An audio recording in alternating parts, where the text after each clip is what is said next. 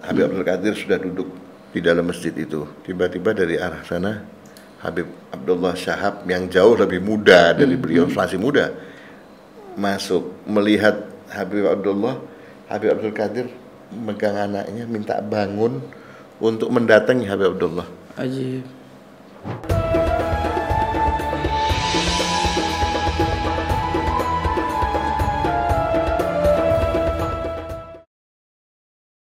Hadramatnya pasti kering kan ya, gersang gitu. Panas.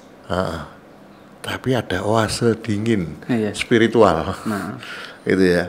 Nyari air begini, airnya juga enak sih. Ya. Tapi kan air ini kan susah. Betul. Tapi kalau orang bisa menangkap nilai spiritualitasnya, pasti merasakan nikmat.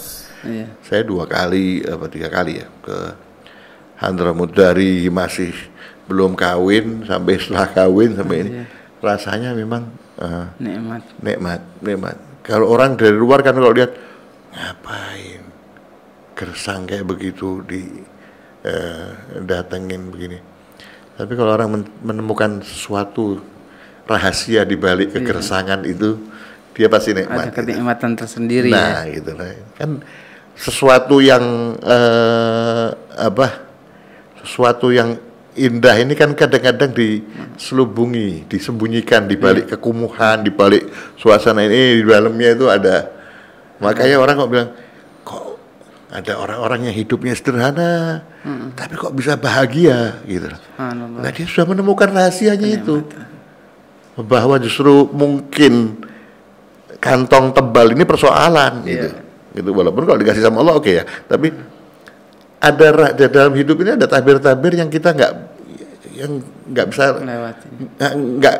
Kalau nggak benar-benar kita nggak temukan hakikinya di balik itu apa. Nah, saya lihat seperti itu nih, kayak Hadramut ini, kersang ini. Tapi ada keindahan, banyak keindahan di balik itu, bagi akhlaknya orang-orangnya. Coba bandingkan dengan Yaman Utara. Dingin, sejuk, hijau. Saya objektif loh. Seperti ke Son'a waktu itu. Saya ke Son'a berapa kali. Tapi orangnya keras.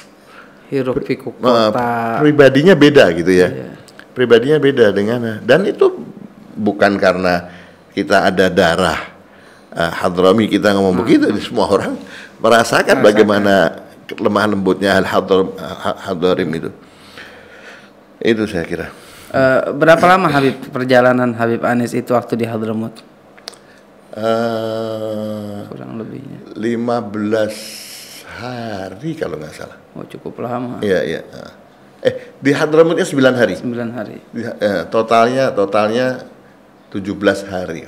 Dengan umrah itu. Dengan umrah. Karena umrah ke tempatnya Habib. Di umrah ketemu Habib Atas, Abu Bakar Atas, Al-Habsyi. Sempat ketemu di sana ya? Oh, ketemu. Wah, pertemuan yang indah juga. Nah, cuma seperti nggak dituangkan di sini? Ada. Ada, dituangkan. Saya ceritakan bagaimana di Aden, bagaimana keadaan kota Aden juga, kan mereka sempat ke Aden. Habib Anis didatangi beberapa banyak orang. Kemudian di mana? Waktu umroh ketemu Habib Atos, itu menarik semua. Saya rasa menarik sih, bukan mempromosikan buku sih, tapi memang saya rasa semua bagian perjalanan itu menarik. Termasuk di sini kan ada kesan-kesan dan pengalaman masing-masing orang gitu. Nah, cerita yang saya ceritakan tadi, perjalanan sama Habib Zain itu ketemu Habib Abdullah bin Alwi, itu bagian saya cuplik dari pengalaman yang diceritakan kepada saya, gitu ya. Jadi dia punya pengalaman seperti itu.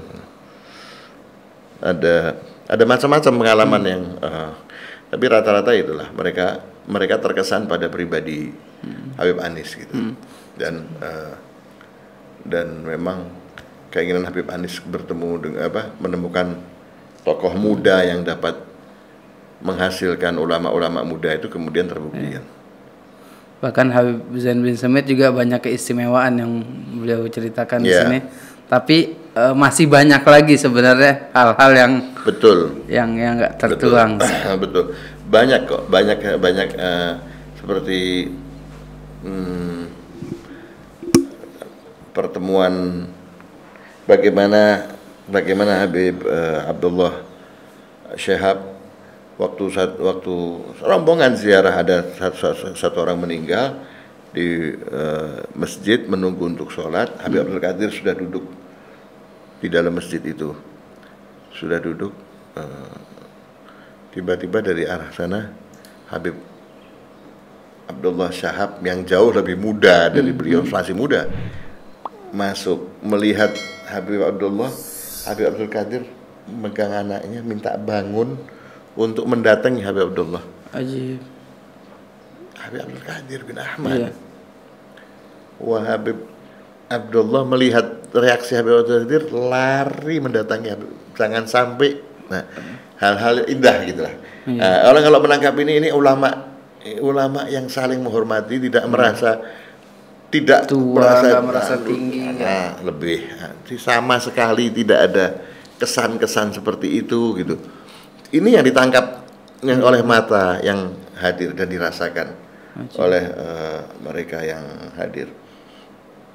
Artinya banyak nilai-nilai akhlak yang mereka saksikan. Persis. Dan itu memang pesan yang kuat yang ingin saya sampaikan dalam buku ini. Termasuk juga ziarah solehin. Itu orang-orang yang diziarahin ini semua kan orang-orang yang memiliki akhlak yang tinggi.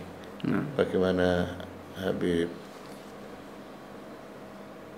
Abdullah bin Husain bin Tahir, ya, yang yang apa namanya, kasidahnya, ya Arhamar Rahimin. Ya, bagaimana beliau waktunya.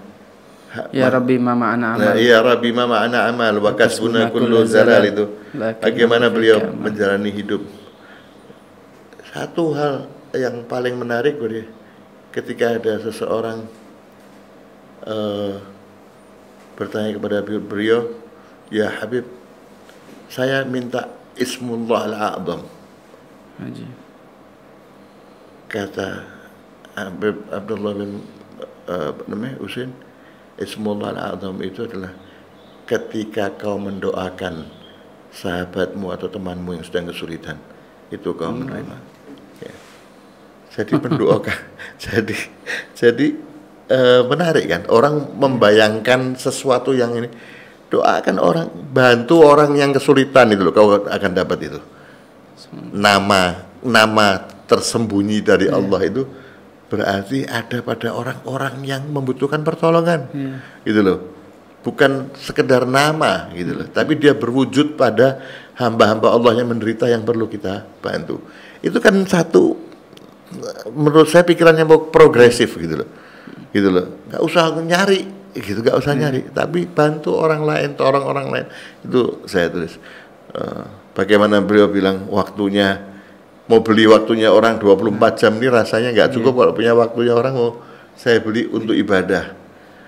Kalau kita sekarang buang waktu. Allah, ya. Kita obrol waktu kita gitu dengan kosong. Kira-kira seperti itu, gitu Habib. Masya Allah. Di antara juga dari buku Rehla ini Habib, apa nilai-nilai nasihat yang antum bisa sampaikan kepada pendengar podcast Mahya? Ya sebenarnya tadi selain akhlak. Pertama saya kalau saya menasihati nggak pantas, mana masih banyak kekurangan. Tapi kalau nilai-nilai yang saya dapat dari buku ini bisa saya bagi kepada kita semua. Itu tadi sudah saya singgung di awal, apa namanya, ilmu penting tapi akhlak itu harus benar-benar menjadi jiwa dari setiap tindakan. Mau orang pinter, mau orang kurang pinter, mau orang tukang bengkel, mau profesor, mau apa segala macam. Akhlak itu menjadi hal yang sangat penting untuk membungkus, karena disitulah letak dan nilai seseorang gitu. Dan itulah yang dicontohkan oleh tokoh-tokoh para ulama di dalam buku yang ini, baik itu Habib Anis dan yang lainnya ataupun ulama-ulama yang diziarahi. Dan saya rasa kalau kita bicara Islam, pertama yang paling terdepan disaksikan oleh orang adalah itu, gimana akhlak kita. Jadi kita ini kan duta-duta, ambasador dari din kita. Nah kalau dutanya tidak pandai menunjukkan akhlak yang baik, dia tanpa sadar dia menjauhkan orang dari hak yang kita yakini, kebenaran yang kita yakini sebagai kebenaran Islam ini gitu. Jadi itu message terbesarnya. Seperti apa wujudnya akhlak, saya kira nggak perlu dijelaskan lah. Yeah. Akhlak itu dirasakan kok, akhlaknya orang itu ya kan dirasakan. Iya, bukan kamu kalau ada orang harus nunduk, enggak bukan mekanik, bukan teknis. Hati kita tahu. Saya yakin gitu. Orang tahu ini saya begini ini dengan akhlak atau tidak dengan akhlak gitu ya. Kita lakukan, kita contoh lah. Kita punya contoh-contoh sekian banyak gitu, yang membuktikan bahwa dengan akhlak dakwahnya berhasil, gitu. Jangan contoh yang lain, itu aja menurut saya. Itu saya kira yang saya lihat gitu, dan itu saya kira yang disampaikan Habib Umar berulang kali. Saya kira. Makanya kalau nggak salah itu ada 5 pilar dari Al-Bani Alawiyah, al-ilm wal adab, al-ilm wal amal wal adab. Wal khauf wal wara, al ikhlas wal khauf wal wara.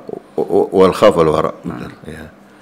Betul. Ya, itu bagian dari itu semua kan, semua di dalamnya ada unsur. Iya. Dan satu dengan yang lain. Iya. Seperti rantai ya. Iya. Iya, betul. Yang terikat. Iya, kira-kira seperti itu. Masya Allah. Habib Mustafa Najib ini buku yang memang mesti kita baca dari awal sampai akhir. Anda belum baca sampai selesai, tapi insya Allah kita akan baca. Dan juga mungkin untuk para pemirsa podcast Majelis Hikmah Alawiyah untuk bisa lebih menggali lebih dalam cerita-cerita perjalanan Al Habib Anis dan rombongannya bertemu dengan para ulama, sosok-sosok yang mulia mungkin bisa kita katakan di kota Hadramaut. Bahkan ada orang-orang yang kita nggak sangka kehadirannya seperti Habib Abdul Qadir ada di situ, betul. Habaib-habaib yang lain ini bisa menjadi suri tauladan kita ke depannya insyaallah. Betul, amin. Kita ucapkan terima kasih banyak atas kehadiran antum dan telah menuangkan ya isi cerita rehlah di buku ini. Ini salah satu jasa antum juga untuk kita. Amin. Setidaknya kita juga akhirnya nggak tahu jadi tahu, Habib. Iya, betul. Yang nggak tahu jadi tahu. Amin. Gitu. Mungkin kita walaupun kita udah pernah ke Hadramaut, tapi kan kita nggak ngalamin ini. Betul. Waktu-waktu seperti ini di saat tahun 90-an itu. 93. Karena berangkat setahun sebelum Habib Anis. Oh, antum terlebih dahulu. 92 anak berangkat. Masya Allah. Habib Anis 93. Haji. Alhamdulillah. Baik pemirsa Majelis Hikmah Alawiyah yang dirahmati dan diberkahi oleh Allah Subhanahu wa taala. Alhamdulillah baru saja kita berbicara tentang buku rehlah yang dikarang oleh narasumber kita Al Habib Mustafa Najib Assegaf. Insyaallah apa yang beliau tuliskan dan tuangkan di dalam buku ini bermanfaat, dan juga untuk kita yang ingin tahu lebih dalam lagi bisa memiliki buku ini ya, di toko-toko terdekat atau toko online yang ada. Insyaallah bisa menjadi inspirasi kita di dalam menambahkan akhlak keilmuan kita di dalam dunia dan di akhirat insyaallah. Maka pada akhirnya kita tutup podcast ini ya dengan mengucapkan billahi taufiq wal hidayah. Assalamualaikum warahmatullahi wabarakatuh. Assalamualaikum warahmatullahi wabarakatuh.